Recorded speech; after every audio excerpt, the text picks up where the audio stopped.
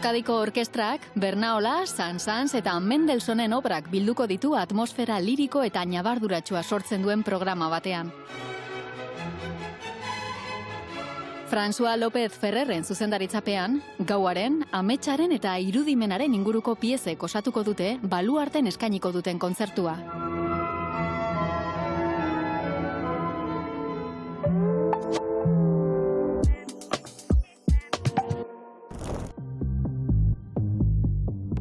Filtro antzezlanak 1984an Montevideoko Filtro ospitalearen inguruan izandako protestak eta ondorengo errepresio poliziala eramango ditu oholtzara.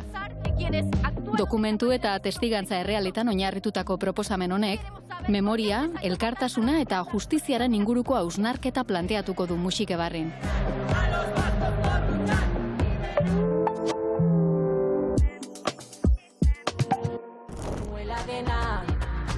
Miramar gauak jaialdia ostegunean itzuliko da Donostiara. Miramar jauregian eta Kontxa inguruko agertokietan 3 egunez emango diren 15 kontzerturekin.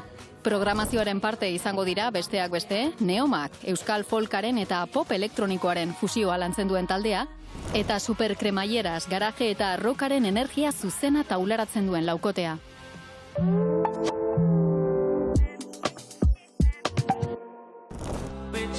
It Don't Worry Me lanak jolas eszeniko umoretsu bat proposatzen du.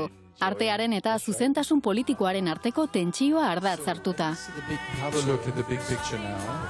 Bi aktorek zuzenean komentatzen dute performanza, publikoa dinamikaren parte bihurtuz, ekintza bakoitza hitz eta gogoeta kolektibo bilakatuz.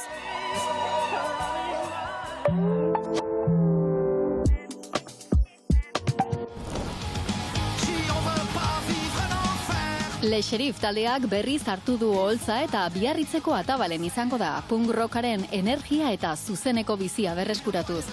Dirty Fonsi eta The Dragsters taldeak lagun izango dituzte gau berean, punk rockaren zuzeneko indarra eta belaunaldi ezberdinen ikuspegia uztartuz. Kulturplanik onenak EITB-ren eskutik.